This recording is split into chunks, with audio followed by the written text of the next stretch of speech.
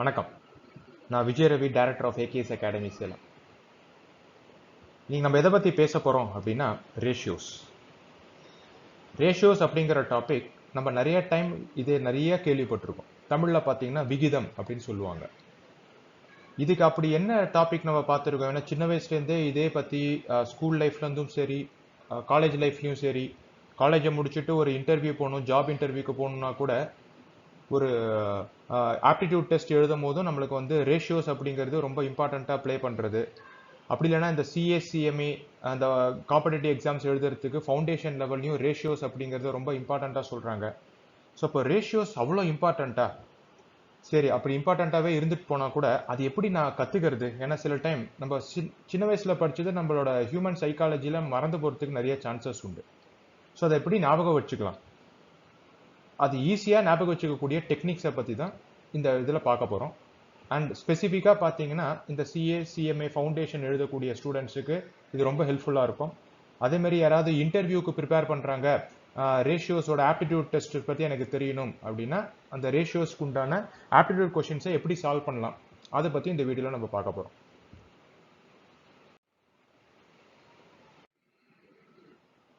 Ratios பார்த்தீங்கன்னாலே ரொம்ப சிம்பிளாக ஞாபகம் வச்சுக்க வேண்டியது கம்பேரிசன்.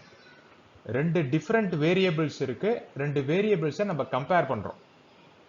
ரெண்டு வேரியபிள்ஸும் எப்படி இருக்கணும் அப்படின்னா சேம் கைண்டா இருக்கணும், சேம் யூனிட்டா இருக்கணும். அப்படி இருந்ததுன்னா அதுக்கு பேர் ரேஷியோஸ் நம்ம சொல்ல முடியும். ஒரு எக்ஸாம்பிள் எடுத்தோம் அப்படின்னா கம்பேரிசன் சொல்லியாச்சு.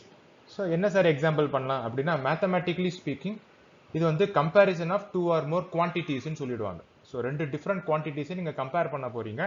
ரொம்ப இம்பார்ட்டண்ட்டாக ஹைலைட் பண்ணியிருக்கிறது சேம் கைண்ட் சேம் யூனிட்ல இருக்கணும்.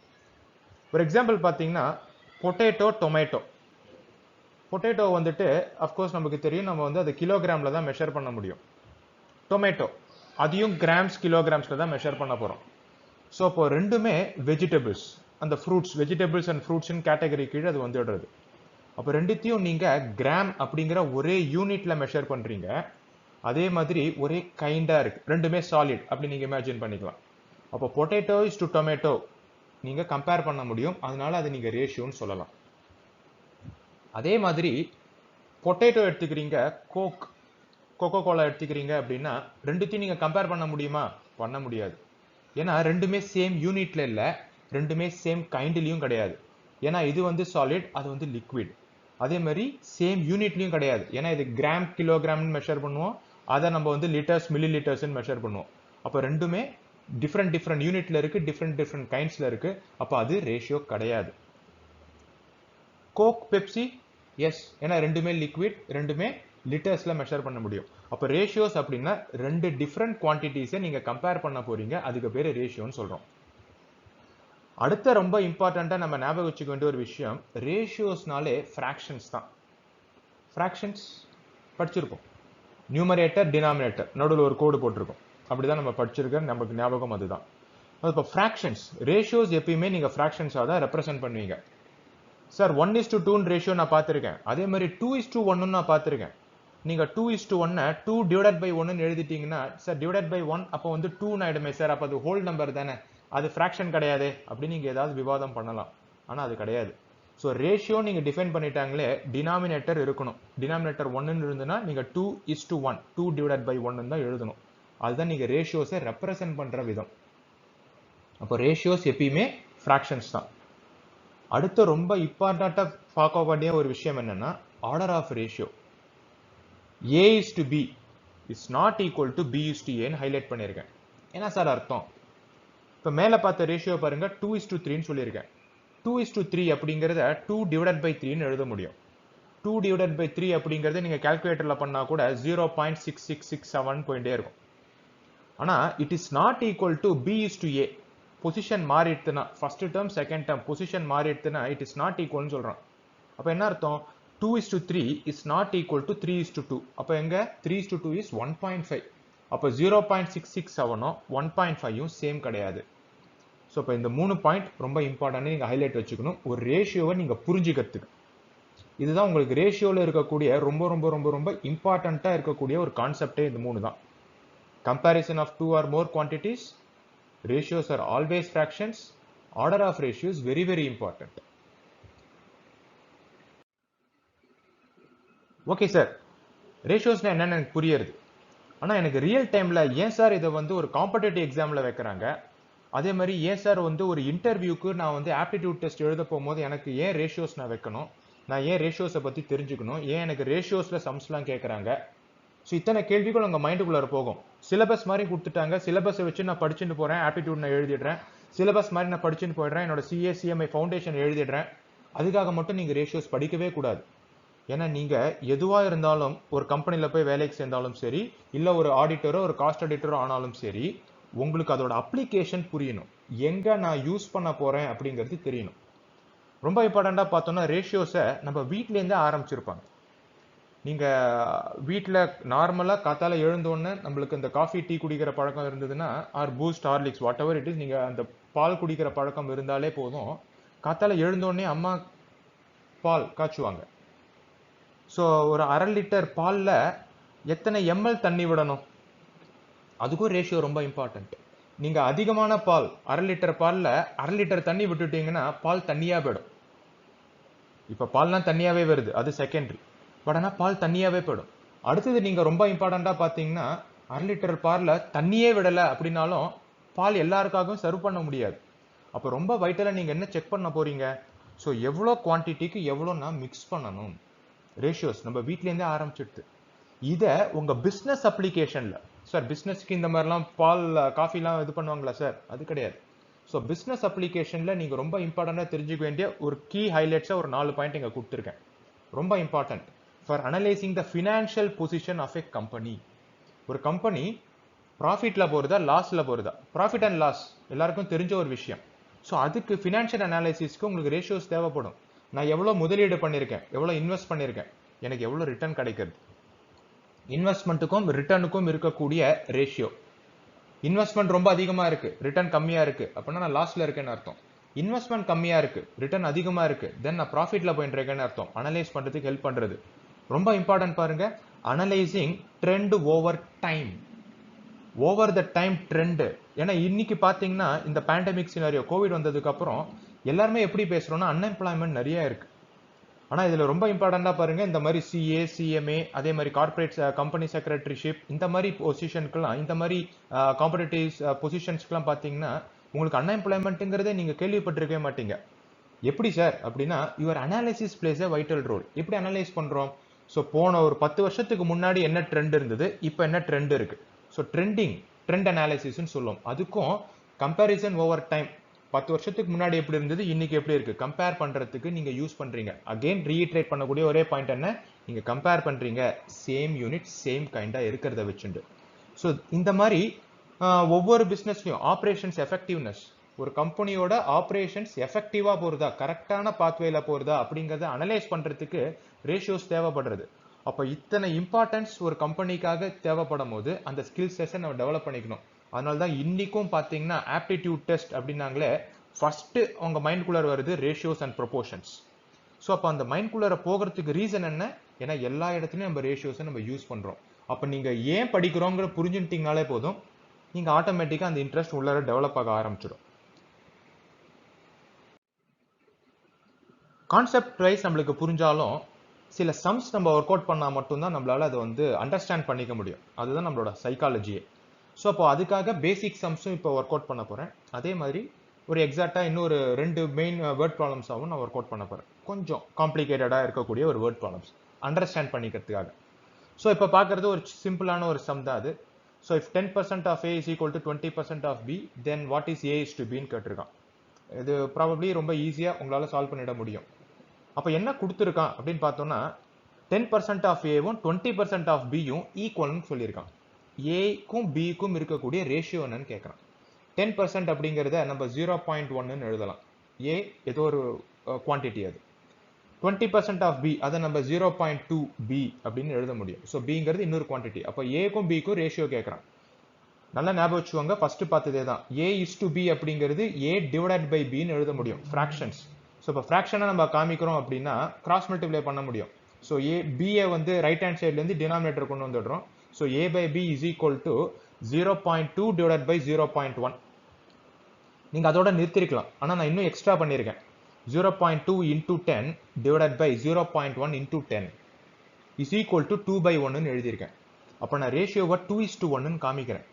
ஆனால் ஏன் சார் நான் வந்து இதை மல்டிப்ளை பை 10 ரெண்டு சைட்லையும் நான் மல்டிப்ளை பண்ணியிருக்கேன், ஃபர்ஸ்ட் டேர்மையும் மல்டிப்ளை பண்ணியிருக்கேன், செகண்ட் டேர்மையும் மல்டிப்ளை பண்ணியிருக்கேன் சார், அப்போ ரேஷியோ மாறிடுமா அப்படின்னா, ரேஷியோவில் இருக்கக்கூடிய அனதர் ரொம்ப இம்பார்ட்டண்ட்டான ஒரு கான்செப்ட் என்னன்னா, ஃபர்ஸ்ட் டேர்மையும் செகண்ட் டேர்மையும், அதாவது நியூமரேட்டர் வேல்யூவும் டினாமினேட்டர் வேல்யூவும் ஒரே கான்ஸ்டன்டால மல்டிப்ளை பண்ணினாலும் சரி டிவைட் பண்ணினாலும் சரி உங்க ரேஷியோ மாறாது. அதான் ரேஷியோக்கு இருக்கக்கூடிய பெரிய அட்வான்டேஜ். அப்போ மல்டிப்ளை பை 10 டிவைட் பை 10 பண்றதுனால ஒரே பாயிண்ட்ல 0.2 into 10 0.1 into 10 பண்ணதுனால என் ரேஷியோ மாறல. ஆனால் my answer is 2:1.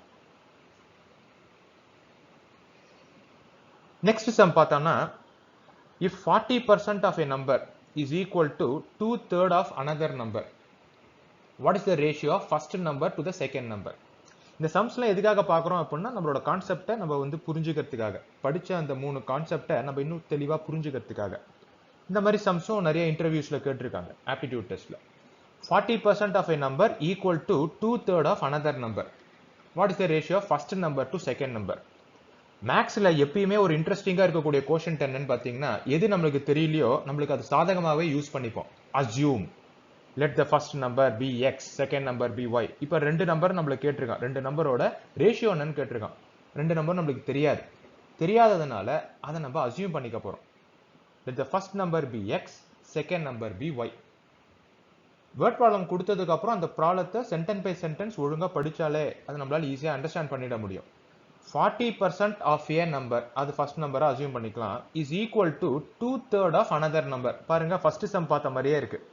அப்ப 40% of, நீங்க கெஸ் பண்ணது correct, of x is equal to 2/3, அதாவது 2/3 of y, another number. இப்போ x-க்கும் y-க்கும் ரேஷியோ கேட்குறான். ஃபர்ஸ்ட் சம் பண்ண மாதிரியே நீங்களும் அதை ஒர்க் அவுட் பண்ணிட முடியும். ஸோ ரொம்ப ஈஸியா x/y 2/3, 40% கீழே போயிடுறது டினாமினேட்டர்ல, நான் 0.4 கீழே போயிடுறது. அதை திருப்பி அதே பிரின்சிபல்ஸ்ல ஃபாலோ பண்றோம். 2 divided by 1.2, அகைன் ஃபைனலா ஆன்சர் வரும்போது 5:3, 5 divided by 3 அப்படிங்கிறது ஆன்சர் வருது.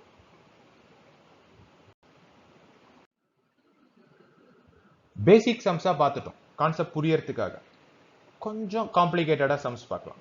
வேர்ட் ப்ராப்ளம்ஸே கொஞ்சம் எலாங்கேட்டடா இருக்கக்கூடிய சம்ஸ் பார்க்கலாம்.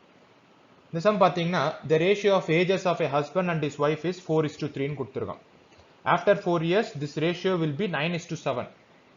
If at the time of the marriage, the ratio was 5:3, then how many years ago they got married? So, இந்த மாதிரி சென்டென்ஸ் வைஸ் சம் இருந்ததுன்னா, ஃபர்ஸ்ட் ஸ்டெப் ஆன்சர் போறதுக்கு முன்னாடி சம்ம ஃபர்ஸ்ட் புரிஞ்சுக்கணும். என்ன கொடுத்துருக்கான்? ஹஸ்பண்ட் அண்ட் ஒய்ஃப் இருக்காங்க, அவங்களோட ஏஜஸை ரேஷியோல கொடுத்துருக்கான் 4:3 சொல்லிட்டு. ஆஃப்டர் 4 years, this ratio, அப்ப என்ன அர்த்தம்? 4:3 இருக்கக்கூடிய ரேஷியோ ஆஃப்டர் 4 years, 4 years கழிச்சு அது 9:7 மாறிடுறது. அதோட அவன் நிறுத்தல. If at the time of marriage, அவங்க ரெண்டு பேரோட மேரேஜ் போது அவங்க ரேஷியோ ஏஜஸ், அவங்களோட ஏஜஸோட ரேஷியோ வந்து 5:3 இருந்திருக்கு. அப்ப கொஸ்டின் என்ன? எத்தனை வருஷத்துக்கு முன்னாடி அவங்களுக்கு கல்யாணம் ஆயிருக்குன்னு கேட்கறான். they got marriedன்னு சொல்லிட்டு. அப்ப ரொம்ப சிம்பிள், திருப்பியும் மேக்ஸ் இருக்கக்கூடிய அதே கொஸ்டின் தான். எது நமக்கு தெரியலையோ அதை நம்ம அஸ்யூம் பண்ணிக்கணும். இங்க ஹஸ்பண்ட் அண்ட் ஒய்ஃபோட ஏஜ் தான் ஃபர்ஸ்ட் நமக்கு தெரியணும். ஏன்னா கடைசியா கேட்கக்கூடியது என்ன? they got married, how many years ago they got marriedன்னு கேட்டிருக்கான். அப்போ அதையும் நம்ம கண்டுபிடிக்கணும், அதையும் நம்ம அஸ்யூம் பண்ணணும். ஆனா ஃபர்ஸ்ட் அவங்களோட பிரசன்ட் ஏஜ் என்னன்னு நம்மளுக்கு தெரிஞ்சா மட்டும்தான் நம்மளால அதை ஆன்சர் பண்ணவே முடியும். அப்போ பிரசன்ட் ஏஜை நம்ம வந்து எக்ஸ் அண்ட் ஒய்ன்னு அஸ்யூம் பண்ணிக்கலாம். பண்ணிட்டு அதை வச்சு நம்ம வந்து ஒவ்வொரு ஸ்டெப்பா நம்ம சால்வ் பண்ணலாம்.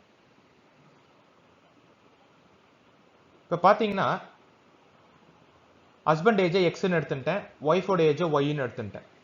அப்போ எக்ஸ் பை ஒய் கொடுத்த கிவன் டேட்டா பிரகாரம் 4/3, 4:3 இருக்கு. அதே மாதிரி ஆஃப்டர் 4 years இவங்க ரேஷியோ என்னவா ஆயிடுறது பாருங்க, x+4ன்னு சொல்லியிருக்கேன். அப்போ என்ன அர்த்தம்? இன்னைக்கு என்னோட பெர்சன்டேஜ் வந்து எக்ஸ், அப்போ 4 வருஷம் கழிச்சு x+4 தான் மாறும். அப்போ x+4 டிவைடட் பை ஒய்ஃப்க்கும் தண்டாப்புல மாறிடும், y+4 is equal to 9/7 சொல்லிட்டேன். இப்போ ரெண்டு ஈக்குவேஷன் கிடைச்சிருந்தா உங்களுக்கு, ஃபர்ஸ்ட் ஈக்குவேஷன், செகண்ட் ஈக்குவேஷன், ரெண்டுத்தையும் சால்வ் பண்ணீங்கன்னா நீங்க ஒரு ஆன்சரை அரைவ் பண்ண முடியும், which I have already worked it out. அது வந்து x is equal to 32 years ன்னு வருது, y is equal to 24 years ன்னு வருது. அப்ப என்ன அர்த்தம்? கரண்டா ஹஸ்பண்டோட ஏஜ் 32 years, ஒய்ஃபோட ஏஜ் 24 years. இதை ரெண்டுத்தையும் சால்வ் பண்ணும்போது நம்மளுக்கு கிடைக்கிறது. ஆனா நம்மளோட கொஸ்டின் அதோட ஸ்டாப் ஆகல. எத்தனை வருஷத்துக்கு முன்னாடி அவங்களுக்கு மேரேஜ் ஆயிருக்குன்னு கேட்குறான். அப்போ ஃபர்ஸ்ட் ஸ்டெப் அவங்களோட ப்ரெசன்டேஜை கண்டுபிடிச்சிடுறோம். எஸ், கண்டுபிடிச்சிட்டோம். செகண்ட் ஸ்டெப் எத்தனை வருஷத்துக்கு முன்னாடி உங்களுக்கு மேரேஜ் ஆயிருக்கு. அப்போ அதை நம்ம திருப்பியும் அசியூம் பண்ணிக்க முடியும். That is the importance and fun of maths. நம்மளால ஈஸியாக அதை எடுத்துக்க முடியும். ஸோ அசியூம் சின்னு ஏதோ ஒரு வேரியபிள் எடுத்துக்கிறேன். 3 years ago they got married. இப்போ எடுத்துட்டோம்னா அவங்களோட கரண்ட் ஏஜ் 32 years. மேரேஜ் இப்போ இருக்கிற ஏஜுக்கும் பின்னாடி தான் இருக்கும். ஸோ அப்போ minus C. So 32 minus C divided by 24 minus C. இங்கே பார்த்தீங்கன்னா ப்ளஸ் பண்ணியிருக்கோம், இங்கே மைனஸ் பண்ணியிருக்கோம். இந்த ப்ளஸும் மைனஸும் ஏன் வந்தது? கான்செப்ட் அங்கே தான் இருக்கும். எத்தனை வருஷத்துக்கு முன்னாடி அவங்களுக்கு மேரேஜ் ஆயிருக்கு. So 32 minus C 24 minus see which is equal to 5/3. ஏன்னா அதான் அவன் கொடுத்துருக்கான். ரேஷியோ வாஸ் 5/3ன்னு சொல்லிட்டு. ஸோ இதை நம்ம சால்வ் பண்ணிட்டோம் அப்படின்னா சியோட வேல்யூ நம்மளுக்கு கிடைச்சிடும். சி இஸ் நத்திங் பட் உங்களுக்கு இருக்கக்கூடிய number of years ago they got married which is 12 years. Hope உங்களுக்கு புரியுதுன்னு நினைக்கிறேன். சிமிலராக இருக்கக்கூடிய அனதர் வேர்ட் ப்ராப்ளம். கொஞ்சம் காம்ப்ளிகேட்டடாக இருக்கும். A bag contains ₹187 in the form of 1 rupee, 50 paisa, 10 paisa coins. Sir இந்த மாதிரி காயின்லாம் பார்த்தே ரொம்ப நாள் ஆச்சு சார். S, of course. இந்த காயின்ஸ்லாம் மியூசியமில் இருக்குன்னு இமேஜின் பண்ணிக்கலாம். ஓகேவா? So a bag contains 187 rupees in the form of 1 rupee, 50 paisa and 10 paisa coins. என்ன ரேஷியோவில் இருக்கு? 3:4:5 ரேஷியோவில் இருக்கு. அப்போ ஒரு பேக் இமேஜின் பண்ணிக்கோங்க. பேக்குக்குள்ள இந்த 3 டைப் ஆஃப் காயின்ஸ் இருக்கு 3:4:5ங்கிற ரேஷியோவில். கொஷின் என்ன? Find the number of each type of coins. ஒவ்வொரு காயின்ஸும் எவ்வளோ நம்பர்ஸ் இருக்குன்னு கேட்கணும். அப்போ எது கேட்டிருக்கானோ அதை தான் நம்ம அசியூம் பண்ணிக்க போகிறோம். Number of each type of coins அது என்னங்கிறது தெரியாது. ஆனால் இதில் நம்ம புரிஞ்சுக்க வேண்டிய ஒரு விஷயம் என்னன்னா ரேஷியோவில் இருக்கு. ரேஷியோ திருப்பி நம்ம ஃபர்ஸ்ட் ஸ்லைடில் பார்த்த மாதிரியே தான். ரேஷியோஸ்னாலே சேம் கைண்ட் சேம் யூனிட்ல இருக்கணும். அப்போ இந்த 1 rupee, 50 paisa, 10 paisa இதெல்லாம் சேம் கைண்ட். ஏன்னா எல்லாமே காயின்ஸ்ல இருக்கு. சேம் யூனிட்டாகவும் இருக்கணும். மீனிங் என்ன? எல்லாமே எக்ஸுங்கிற ஒரு ஃபேக்டர் நம்ம அசியூம் பண்ணிக்க முடியும். There in ratios. அப்போ let us assume the number of 1 rupee காயின்ஸை 3x. ஏன்னா அந்த எக்ஸ் தான் நம்ம கண்டுபிடிச்சிக்க போகிறோம். 50 paisa காயின்ஸை 4x. ஏன்னா அது 4ன்னு அவன் கொடுத்துட்டான். ஏன்னா ரெஸ்பெக்டிவ்லியா இருக்கு. அதே மாதிரி 10 paisa காயின்ஸை 5xன்னு எடுத்துக்கிறோம். அப்போ 3x number of 1 rupee coin, 50 paisa coin 4x, 10 paisa coin 5x. இப்போ ரொம்ப இம்பார்ட்டன்ட் என்ன? எப்படி சால்வ் பண்ணணும்? எப்படி சால்வ் பண்ணணும் அப்படிங்கிறதுக்கு முன்னாடி நம்ம புரிஞ்சுக்க வேண்டிய ஒரு கோஷன்ட் என்ன அப்படின்னா, இமேஜின் பண்ணிக்கோங்க உங்ககிட்ட ஒரு பேக் இருக்கு. அந்த பேக்கோட டோட்டல் வேல்யூ வந்து 187 rupees. இப்போ இமேஜின் பண்ணுங்க, assuming A, small A 1 rupee coins உங்ககிட்ட இருக்கு. அது கூட வேண்டாமா? கையில் உங்ககிட்ட 10 1 ரூபா காயின் இருக்கு. இப்போ உங்ககிட்ட டோட்டல் வேல்யூ எவ்வளோ இருக்குன்னு கேட்டேன்னா நீங்க என்ன சொல்வீங்க? கரெக்ட், 10 rupeesன்னு சொல்லுவீங்க. என்ன பண்ணிருக்கீங்க? 10 நம்பர் ஆஃப் 1 rupee காயின்ஸ் இருக்கு. அப்போ 10 நம்பரை 1 rupeeயோட மல்டிப்ளை பண்ணிருக்கீங்க. அப்போ எத்தனை காயின்ஸ் இருக்கோ அந்த காயின்ஸோட வேல்யூவோட மல்டிப்ளை பண்ணும் போது டோட்டல் வேல்யூ உங்களுக்கு கிடைக்கிறது. அந்த கான்செப்ட் தான் இங்கே திருப்பி ஹைலைட் பண்ணியிருக்கேன். 1 rupee காயின்ஸ் ஏ இருக்குன்னு அசியூம் பண்ணிட்டோம்னா அப்போ எத்தனை வேல்யூ என்ன ஆகும்? Total value of 1 rupee coin என்ன இருக்கும்? ஏ இன்டூ 1 ஆயிடும். அப்போ டோட்டலா ஏ ருபீஸ் இருக்குன்னு அர்த்தம். 1 ரூபியை மட்டும் கன்சிடர் பண்ணணும்னா. அதே மாதிரி 50 பைசா, பைசா அப்படிங்கும் போதே டிவைட் பை 100ல நம்ம கொடுத்துருவோம். ஏன்னா ருபீஸ் அண்ட் பைசா கன்வர்ஷன்ல. அசியூமிங் பி 50 பைசா காயின்ஸ் இருக்கு அப்படின்னா அதோட டோட்டல் வேல்யூ எவ்வளோ இருக்க முடியும்? 50 பைசாவை 0.5ன்னு எழுதிடுறோம். So 0.5 into number of coins வந்து பி, 0.5 பி. அதே மாதிரி சி 10 பைசா காயின்ஸுக்கும் அதே மாதிரி நம்ம பண்ணிடலாம். ஸோ இதே கான்செப்டை when we try to reiterate நம்மளோட சம்முக்கு நம்ம பண்ணினோம் அப்படின்னா எஸ், நீங்க கெஸ் பண்ணது கரெக்ட். இப்போ 187 நான் ஈக்குவேட் பண்றதுக்கு எனக்கு என்ன சார் கிடைக்கும்? இதுதான் உங்களுக்கு கிடைக்கும். 3 times x. அப்போ என்ன அர்த்தம்? 1 rupee காயின். ஏன்னா அந்த பேக்குள்ள இருக்கிறது 3 காயின்ஸ் தான். 1 rupee காயின் இருக்கு, 50 பைசா இருக்கு, 10 பைசா இருக்கு. இது மூணுத்தையும் ஆட் பண்ணீங்கன்னா 187 வரணும் டோட்டல் வேல்யூ. அப்போ டோட்டல் வேல்யூ நான் பண்ணும்போது 3x is the number of 1 rupee coin. அதோட வேல்யூ என்ன? 3x into 1. அப்போ 3x தான். Next 4x is the number of 50 paisa coins. ஆனால் நான் அதை என்ன பண்றேன்? 0.5 மல்டிப்ளை பண்றேன். ஏன்னா எனக்கு அது வேல்யூ கிடைக்கணும். அதே மாதிரி 5x is the number of 10 paisa coin. ஆனால் 5x 0.1 மல்டிப்ளை பண்றேன். ஏன்னா எனக்கு அதோட வேல்யூ கிடைக்கணும். இப்போ இது எல்லாத்தோட டோட்டல் வேல்யூ என்ன இருக்கு? 187. இதை நீங்க சால்வ் பண்ணீங்கன்னா எக்ஸோட வேல்யூ 34 அப்படிங்கிறது உங்களுக்கு கிடைக்கிறது. இப்போ எக்ஸ் வேல்யூ 34, அதோட ஆன்சர் முடிஞ்சிருத்தா சார்? இல்லை. ஒவ்வொரு டைப் ஆஃப் காயின்ஸும் எவ்வளோ இருக்குன்னு கேட்குறான். அப்போது நீங்கள் மல்டிப்ளை பண்ணிட போகிறீங்க. 3 into 34 அதுதான் உங்களோட 1 ரூபி காயின்ஸோட டோட்டல் நம்பர். ஏன்னா 3x நம்ம எடுத்துட்டு இருக்கோம். அதே மாதிரி 4 into 34 அதான் 50 பைசா காயின்ஸோட நம்பர். 5 into 34 அதான் 10 பைசா காயின்ஸோட நம்பர். ஸோ இப்போ உங்கள் ஆன்சர் என்ன? 102, 136, 170. அப்போ இது டோட்டலாக பண்ணீங்கன்னா அத்தனை நம்பர் ஆஃப் காயின்ஸ் இருக்கு. நம்பர் ஆஃப் காயின்ஸ் அத்தனை இருக்கு. ஆனால் அந்த டோட்டல் வேல்யூ எவ்வளோ? 187. ரொம்ப சிம்பிள். ஸோ இதுதான் நம்ம ரேஷியோஸில் பார்க்க வேண்டிய கான்செப்ட்ஸே. ஸோ இப்போ சிம்பிளாக ரேஷியோஸை நம்ம புரிஞ்சுட்டோம். அப்போ என்னென்ன பார்த்துருக்கோம்? ரேஷியோனா என்னன்னு நம்ம தெரிஞ்சுட்டோம். ரேஷியோனாலே comparison of 2 or more quantities of the same kind, same unit. Order of ratio ரொம்ப ரொம்ப இம்பார்ட்டன்ட். அதையும் மறந்துடக்கூடாது. அதே மாதிரி நம்ம importance of ratios in real life. Real லைஃப்ல ரேஷியோஸை ஒரு பிஸ்னஸ், ஒரு ஃபேம் எங்கெங்கெல்லாம் அப்ளை பண்ண போகிறது, நான் as a professional, maybe SCA or SCMA, இல்லையா இன்டர்வியூக்கு அட்டன் பண்ணிட்டு இருக்கேன் சார், இன்டர்வியூ பேனலுக்கு போகிறேன், ஒரு கம்பெனியில் போய் உள்ளார என்ரோல் ஆக போகிறேன், நான் ஏன் கற்றுக்கணும் அப்படிங்கிற ரீசனும் நம்ம இந்த பர்டிகுலர் வீடியோவில் நம்ம பார்த்துருக்கோம். Thank you for watching. Hope இந்த வீடியோ உங்களுக்கு பிடிச்சிருக்குன்னு நினைக்கிறேன். More videos to come, so please do subscribe to AKS Academy YouTube channel. அடுத்த வீடியோவில் பார்க்கலாம். Stay safe, stay at home. முடிஞ்ச அளவுக்கு வேக்சினேட் பண்ணிக்கோங்க. Thank you. All the best.